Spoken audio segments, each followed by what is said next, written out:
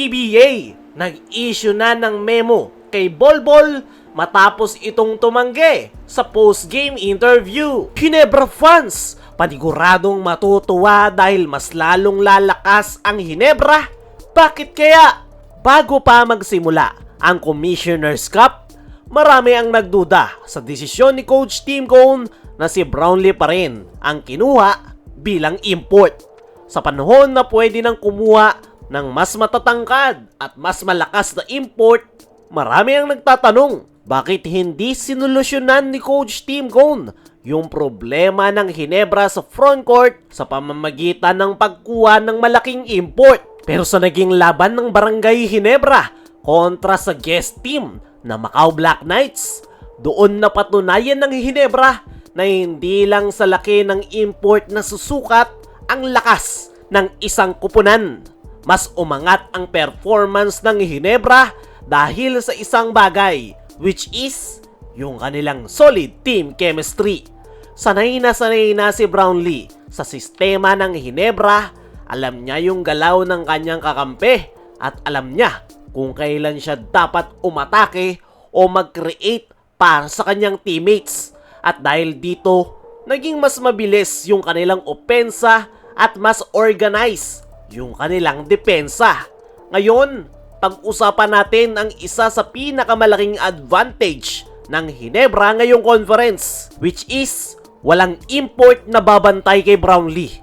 Ibig sabihin, karamihan sa makakaharap niya ngayong conference ay local players lang.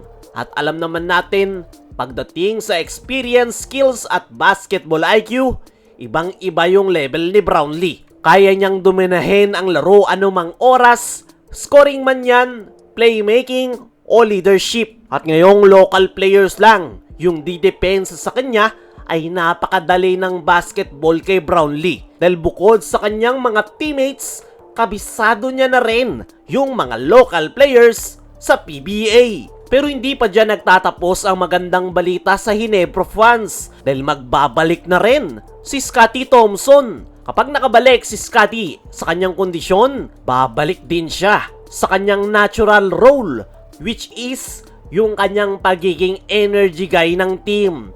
Mas magfo-focus na siya sa rebounds, defense at hustle plays kung saan siya mas effective.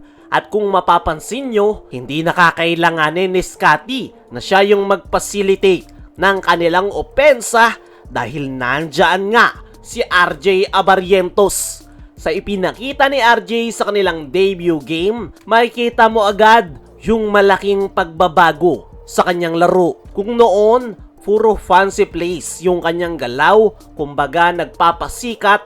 Ngayon, mas kalmado, mas compose, at mas kontrolado ang kanyang decision making sa loob ng basketball court.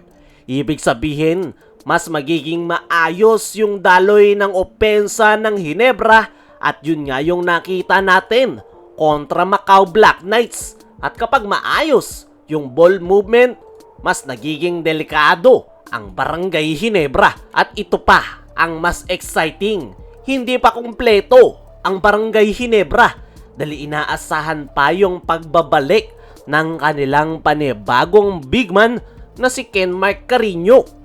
Ayon sa mga ulat, malapit na itong makabalik matapos yung kanyang ACL injury. At kapag nangyari yon, malaking tulong ito sa Barangay Ginebra sa loob ng painted area. Kaya sa mga namumroblema sa frontcourt lineup ni Coach Tim, ay nandyan nga si Kenmark Carino para tumulong. Pero hindi lang siya pang ilalim, kaya rin niyang tumira sa labas. Isang stretch big na pwedeng magbigay ng additional scoring at spacing sa opensa.